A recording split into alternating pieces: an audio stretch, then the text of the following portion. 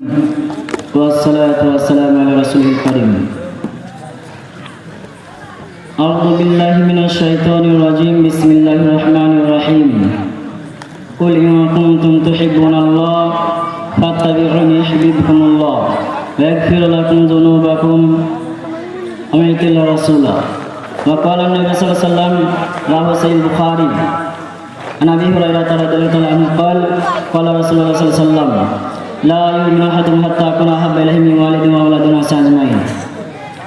সমস্ত প্রশংসা তারিফ একমাত্র আল্লাহ তাআলার জন্য, যার প্রশংসা করে শেষ করা যায় না। আমরা সকলে তার শুকরিয়া আদায় করে বলি আলহামদুলিল্লাহ। তারপরে পরে বিশ্বনবীর উপরে দরুদ ও সালাম বর্ষিত হোক। আল্লাহুম্মা সাল্লি আলাইহি আল্লাহুম্মা বারিক আলাইহি। উপস্থিতি, পর্দার আড়ালে মা ও বোনেরা, আলোচ্য বিষয় রাসূল সাল্লাল্লাহু আলাইহি ওয়াসাল্লামের প্রতি মুহাব্বত, ভালোবাসা। রাসূল সাল্লাল্লাহু আলাইহি ওয়াসাল্লামকে ভালো না বাসলে দুনিয়ার জীবন, পরকালের জীবন অন্ধকার। কারণ আল্লাহর নবী সাল্লাল্লাহু আলাইহি ওয়াসাল্লাম বলেছেন, সহিহ বুখারী কিতাবুল ইতিসাম বিল কিতাব ওয়া সুন্নাহ 96 অধ্যায় 2 পরিচ্ছেদ 7280 নম্বর হাদিস, যে কুল্লু উম্মতি ইয়াদখুলুনাল জান্নাতা ইল্লা মান আবা। আমার প্রত্যেক উম্মত জান্নাতে যাবে, কিন্তু ইয়া আবা যাবে না। ক্বালু ইয়া রাসূলুল্লাহ, আল্লাহ রাসূল, ইয়া আবা কে? তখন আল্লাহ নবী বললেন, মান আতানি দাখালাল জান্নাহ ওয়া মান আসানি ফাকাদ আবা। যে ব্যক্তি আমার আনুগত্য অনুসরণ করে চলবে সেই হচ্ছে জান্নাতি ব্যক্তি, আর যে ব্যক্তি আনুগত্য অনুসরণ করে চলবে না সেই ব্যক্তি হচ্ছে ইয়াবা, অর্থাৎ আমার উম্মতের বহির্ভুক্ত। আমার উম্মতে সব কিছু হতে হবে বিশ্ব নবীর মতো, তাহলে দুনিয়া আখিরাতের সম্মান অত্যন্ত বেড়ে যাবে। আল্লাহর নবী সাল্লাল্লাহু আলাইহি সাল্লাম সাহাবাদেরকে উহুদের যুদ্ধের সময়ে মসজিদে নববীর সামনে একত্রিত করলেন এবং সাহাবাদেরকে বললেন যে তোমরা আমাকে কেমন ভালোবাসো তার প্রমাণ দাও। তখন ওমর রাদিয়াল্লাহু তাআলা আনহু বললেন, আমি আপনাকে এতটাই ভালোবাসি যে আমার বাড়িতে যাই কিছু আছে তা অর্ধেক আমি আপনার জন্য দিয়ে দিব। ওমর রাদিয়াল্লাহু তাআলা বাড়ি চলে গেলেন, যা কিছু ছিল সমস্ত কিছু দুই ভাগে বিভক্ত করে এক ভাগ নিয়ে আল্লাহর রাসূলের কাছে দিলেন। এক এক করে সমগ্র সাহাবা যার যা ছিল সব কিছু নিয়ে এসে দিলেন। সর্বশেষে আবু বকর এক কোণে বসে আছে। আল্লাহর নবী আবু বকরকে জিজ্ঞাসা করলেন, আবু বকর, তুমি কি এমন জিনিস এনেছো? তখন আবু বকর বললেন, আল্লাহর নবী, তেমন কিছু আনতে পারিনি। বাড়িতে গেলাম, সমস্ত কিছু খুঁজে দেখলাম, এমন কিছু পাইনি, কিন্তু যা কিছু ছিল সব কিছু এই পুটুলি করে বেঁধে নিয়েছে আপনার চরণে রেখে দিয়েছি, সেরেফ বাড়িতে আল্লাহ আল্লাহর রাসূলের ভালোবাসা ব্যতীত। তখন আল্লাহর নবী বললেন যে ওমর, আবু বকরের ঈমানের কাছে আজ তুমি হেরে গেলে, কারণ সে আল্লাহ আল্লাহ রাসূলের ভালোবাসাকে বাড়িতে রেখেছে, সব কিছু এখানে বিলি করে দিয়েছে। বলার উদ্দেশ্য চাই, আমাদের ভালোবাসা যেন রাসূলের উপরে থাকে, রাসূল ব্যতীত কাউরির উপরে যেন ভালোবাসা বেশি না হয়ে যায়। আজ কয়েকটা মেসেজ দিয়ে যাবো ইনশাআল্লাহ। আল্লাহ রাব্বুল আলামিন সূরা নম্বর 3 আল ইমরানের আয়াত নম্বর 31 এর মধ্যে বললেন, কুল, হে নবী আপনি বলে দিন, ইন কুনতুম তুহিব্বুনাল্লাহ, যদি তোমরা আল্লাহকে ভালোবাসতে চাও, ফাত্তাবিউনি, আমার আনুগত্য, আমার অনুসরণ করো। এই যে বিকুমুল্লাহ, আল্লাহ তোমাদের ভালোবাসবেন, ওয়া ইয়াগফির লাকুম যুনুবাকুম, আর তোমাদের গুনাহসমূহকে মার্জন করে দেবেন।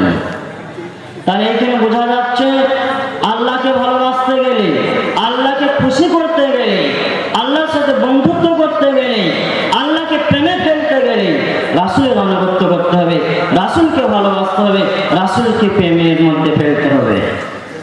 আর রাসূল কখন প্রেমে পড়বে, কখন রাসূলকে ভালোবাসা হবে? যখন আপনার কান পর্যন্ত পৌঁছাবে। আল্লাহর নবী হাদিস মুবারকের মধ্যে এই কথাটা বলেছে, এটা করা যাবে, এটা করা যাবে না। তখন রাসূলের সাল্লাল্লাহু আলাইহি ওয়াসাল্লামের কথাকে মেনে নিলে রাসূলকে ভালোবাসা হবে। রাসূল বলেছেন, তোমরা সাহরির আজান মানে সাহরি খেতে শুরু করো, আজান হলে শেষ করো, আজান হলে। এটা যখন মেনে নিয়ে আমল করবো তখন হবে রাসূলকে ভালোবাসা। আর যদি আমরা যুক্তির দিকে যাই, মানুষের উপকার করতে যে টাইম বলতে ইত্যাদি, তাহলে এটা রাসূলকে ভালোবাসা হলো না। কারণ রাসূলকে আরো কেমন ভাবে মজুদ ভাবে ভালোবেসেছিল সাহাবারা। একটা ইতিহাস দেখে শুনি। খন্দকের যুদ্ধ, এখন যে সিজন যে গরম চলছে, এর থেকে ভয়াবহ গরম, অত্যন্ত গরম। খন্দকের যুদ্ধের সময় সাহাবারা 1 নয় 2 নয়, টানা 15 দিন 20 দিন ধরে কাফেরদের সাথে যুদ্ধ করবো বলে খাল কেটে কেটে ক্লান্ত শ্রান্ত, খিদের জ্বালায় পেটের মধ্যে পাথর বেঁধে নিয়েছে। ওই রকম অবস্থায় আর যান চলে না, সাহাবারা দাঁড়িয়ে থাকতে পারে না, বেহুশে পড়ে যায়। তখন একজন সাহাবী এসে আল্লাহর নবীকে বলছেন, আল্লাহর নবী, আমরা বাঁচতে পারবো না যদি আমাদের জন্য খাবারের ব্যবস্থা করা না হয়, যদি পানির ব্যবস্থা করা না হয়। কারণ আমরা আজ 1 নয় 2 নয় 15 থেকে 17 দিন কঠিন পরিশ্রম করে যাচ্ছি আফর রোদের মধ্যে। যদি পানি না পাই, যদি খিদের খাবার না পাই, তাহলে আমরা মারা যাবো। তখন আল্লাহ নবী বললেন, সাহাবাদের দিকে তাকিয়ে আল্লাহ নবীর খুব মায়া লেগে গেল। তখন একজন সাহাবা হুকুম দিল, যাও, যে উটগুলো আছে, যে গাধাগুলো আছে, উটগুলোকে বাঁধিয়ে রেখে গাধাগুলোকে জবাই করো এবং সেগুলো তোমরা খেয়ে তোমাদের খিদেকে নিবারণ করো। যখন গাধাগুলো জবাই করা হয়ে গিয়েছে, রান্না হয়ে গিয়েছে, পাত পেরে দেওয়া হয়েছে, সাহাবারা বসে গেছে, খাবার বেড়ে দেওয়া হয়েছে, সাহাবারা আনন্দে মাতৃহারা, চোখের সামনে খাবার 15 দিন পর আসছে, 17 দিন পর আসছে। এর পূর্বে খাবার খায়নি, আজ কলিজা ঠান্ডা হবে, আজ জান ঠান্ডা হবে। সাহাবারা খুশিতে আত্মহারা, হাতে খাবার তুলে মুখের কাছে নিয়ে গেছে। তখন একজন সাহাবা হুকুম দিচ্ছে, আরে সাহাবারা শোনো, খবরদার, গাধার গোশত হারাম করে দিয়েছে বিশ্ব নবী, হারাম করে দিয়েছে, খেতে পারবে না। যদি খাও রাসূল কষ্ট পাবে, যদি রাসূলকে খুশি করতে চাও খাবার ফেলতে হবে। সাহাবারা খাবার ফেলে দিয়ে উল্টে দিল। এই জানের মূল্যই নাই যে জান রাসূলের জন্য কুরবান করতে পারে না, এই জানের মূল্য নাই যে জান রাসূলের জন্য খাবার ছাড়তে পারে না। তারা খাবার উল্টে দিল। 17 দিন পিপাসা ক্ষুধার্ত থাকার পরেও রাসূলের প্রেমের জন্য, রাসূলকে ভালোবাসার জন্য, আল্লাহকে খুশি করার জন্য। আরে মা বোনেরা, আমি জানি খুব ভালো, খুব ভালোবাসা আলেমদের, তারপরে বলছি হয়তো আমার প্রতি রাগ করবেন, টাইম বলি না। কারণ টাইম যদি বলি রাসূলকে অপমান করা হবে, রাসূলকে ছোট করা হবে। রাসূল আজান দিতে বলেছে, খাবার শুরু করতে বলেছে, আজান হবে, খাবার কমপ্লিট করতে বলেছে, কিন্তু টাইম বলতে বলেনি, সময় বলতে বলেনি। যদি এমনটাই হতো, অনেক বিষয়ে সাহাবাদেরকে সতর্ক করা হয়েছে, তাহলে আল্লাহ নবী অবশ্যই বিলালকে বলতো, এ বিলাল, যাও সাহাবাদেরকে সতর্ক করে দাও, তারা যেন তাড়াতাড়ি খেয়ে নেয়। এমন জাল হাদিস পাওয়া যায়নি। যুক্তিতে ধর্ম চলে না। আমাদের সকলের মেইন টার্গেট, দুনিয়াতে কোনো মুসলমান বেঁচে থাকার জন্য আসে না, পরীক্ষার জন্য। আরে দুনিয়াতে তো মুসলমানদেরকে মেরে রাজ করতে চাই যারা ইসলামকে মানে না তারা, কিন্তু কোনো মুসলমান মৃত্যুকে ভয় পায় না। পৃথিবীর শুরু থেকে আদম আলাইহিস সালামের জামানা থেকে এই পর্যন্ত কোনো হকপন্থী মুসলমান মৃত্যুকে ভয় পায় না, কিয়ামত পর্যন্ত ভয় পাবে না ইনশাআল্লাহ। কিন্তু আপনার মৃত্যুটা জানো রাসূলের প্রেমের প্রতি হয়, আপনার মৃত্যুটা জানো আল্লাহকে খুশি করার জন্য হয়। তাহলে আল্লাহকে খুশি করতে গেলে, আল্লাহকে ভালোবাসতে গেলে রাসূল যেটা বলেছে ওটাই মেনে নিতে হবে। আল্লাহ খুশি হয়ে যাবে। রাসূল যা করে নাই তা আপনার যুক্তি দিয়ে চলবে না। সর্বশেষ এই ইতিহাসটা বলে ইতি টেনে দিচ্ছি। আল্লাহর নবী সাহাবাদের কতটা ভালোবাসা, রাসূলের ভালোবাসা সাহাবাদের অন্তরে কতটা রয়েছে, তাই যাচাই বাছাই করার জন্য আল্লাহর নবী মুতার প্রান্তরে যুদ্ধের দিনে সাহাবাদেরকে বললেন, এমন 4 জন সাহাবাকে সেনাপতি বানালেন। তার মধ্যে একজন ছিল নতুন বিবাহ করেছে, তার নাম ছিল আব্দুল্লাহ বিন রাওহা। আর একজন ছিল আল্লাহ রাসূলের পালিত পুত্র যায়েদ, আর একজন ছিল আব্দুল্লাহ বিন জাফর, আর একজন ছিল জাফর, 4 জন।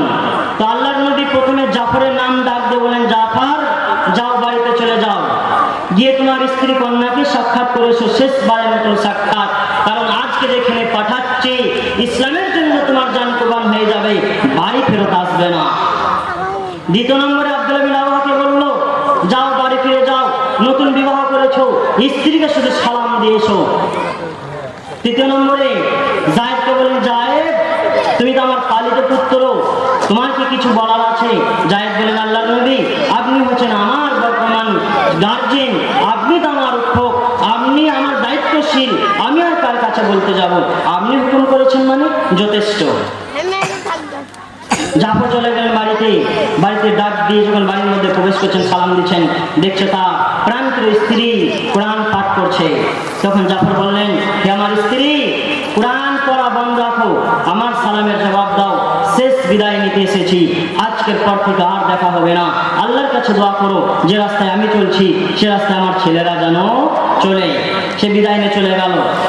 আব্দুল্লাহ বিন রাওয়াহা নিজের বাড়িতে চলে গেলেন। নিজের বাড়িতে গিয়ে স্ত্রীকে সালাম দিচ্ছেন, যে আসসালামু আলাইকুম। তার নতুন স্ত্রী বিবাহ করেছে, স্ত্রীর সাক্ষাৎ হয়নি, মুখ দেখে নাই। যারা বিড়ি খেয়েছেন বিড়ি খাওয়া বন্ধ করে নেন, আশেপাশে কেউ না কেউ বিড়ি খেয়েছেন, এটা একটা ভালো জায়গা, এখানে নোংরা কাজ করবেন না, সামান্য তো মান সম্মানটা রাখেন। তো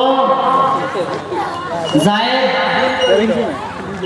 আপনার আব্দুল্লাহ বিন রাওয়াহা চলে গেলেন বাড়িতে, গিয়ে নতুন স্ত্রীকে সালাম দিলেন যে, হে আমার স্ত্রী জননী, প্রথমত আপনার কাছে ক্ষমা প্রার্থী যে আপনার হক আদায় না করে বিশ্বনবীর ডাকে সাড়া দিয়েছি, কারণ যদি আমি আপনার সাথে আজকে সাক্ষাৎ করি, আপনার চেহারাটা যদি দেখি, তাহলে হতে পারে আপনার প্রতি আমার প্রেম বেড়ে যাবে, আমি আকর্ষিত হয়ে যাব, নিশ্চয়ই আমার যেতে দেরি হয়ে যাবে, জান্নাতে যেতে দেরি হয়ে যাবে, শহীদ হতে দেরি হয়ে যাবে। আল্লাহ নবী বলেছে মানে আর 1 সেকেন্ড দেরি করা যাবে না। তখন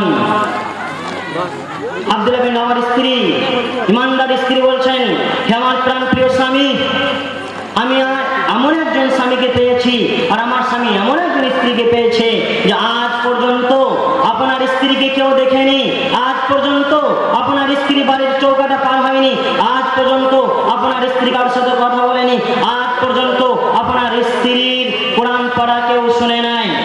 জান, আমি আল্লাহর কাছে দোয়া করি আল্লাহ যেন দুনিয়াতে আমাকে হেফাজত করে আর জান্নাতে আপনার সাথে যেন একই সাথে দিয়ে দেয়।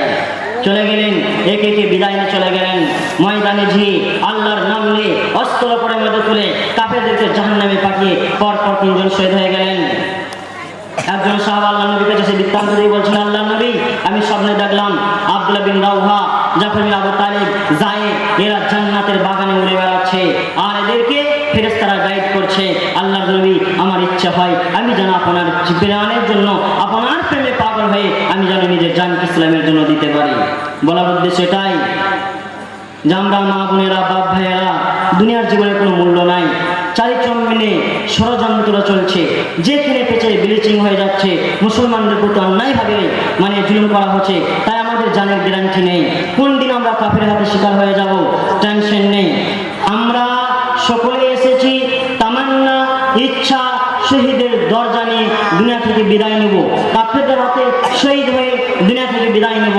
কিন্তু আপনি তখনই শহীদের দরজা পাবেন যখন আপনার অন্তরে আল্লাহর জন্য ভালোবাসা, রাসূলের জন্য ভালোবাসা থাকবে। আর ওই ভালোবাসাটা কোরআন হাদিস মেনে নিতে হবে, কোরআনে যেটা বলবে সেটাই মেনে নিতে হবে, যেটা নিষেধ সেটাও মেনে নিতে হবে। রাসূলের নিষেধকে মেনে নেওয়া, রাসূলকে ভালোবাসা, আদেশকে মেনে নেওয়া ভালোবাসা, দুটোকেই মানতে হবে। তাহলে দুনিয়াতেও সম্মান, আখিরাতেও সম্মান।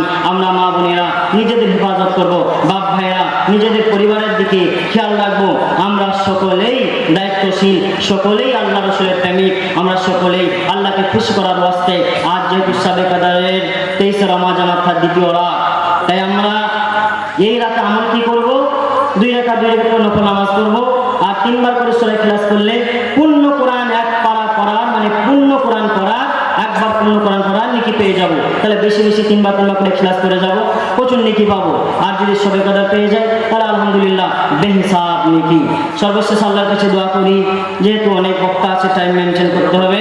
আল্লাহ তুমি আমাদের সকলকে হেফাজত করো, সঠিকভাবে দিন ইসলামের প্রতি কায়েম রাখো। যারা আমরা হয়তো এক শ্রেণী আলেমের কত ভ্রষ্টতার কারণে গুমরা হয়েছিলাম, তুমি আমাদের সকলকে কোরআন হাদিসের ছায়াতে, কোরআন হাদিসের আলো দেখে আমাদের জীবনকে সুন্দরময় করে দাও, আমিন। হে আল্লাহ, যারা অসুস্থ আছে তাদের তুমি সুস্থ দান করো, আমিন। যারা এখনো পর্যন্ত তোমার প্রেম ভালোবাসাকে অর্জন করতে পারে নাই, তাদের তুমি প্রেম ভালোবাসায় অর্জন করার তৌফিক দাও, আমিন। যারা বেপরদা হলে চলাফেরা করছে তাদের তুমি পর্দা করে চলার তৌফিক দাও, আমিন। আসসালামু আলাইকুম ওয়া রাহমাতুল্লাহি ওয়া বারাকাতুহু।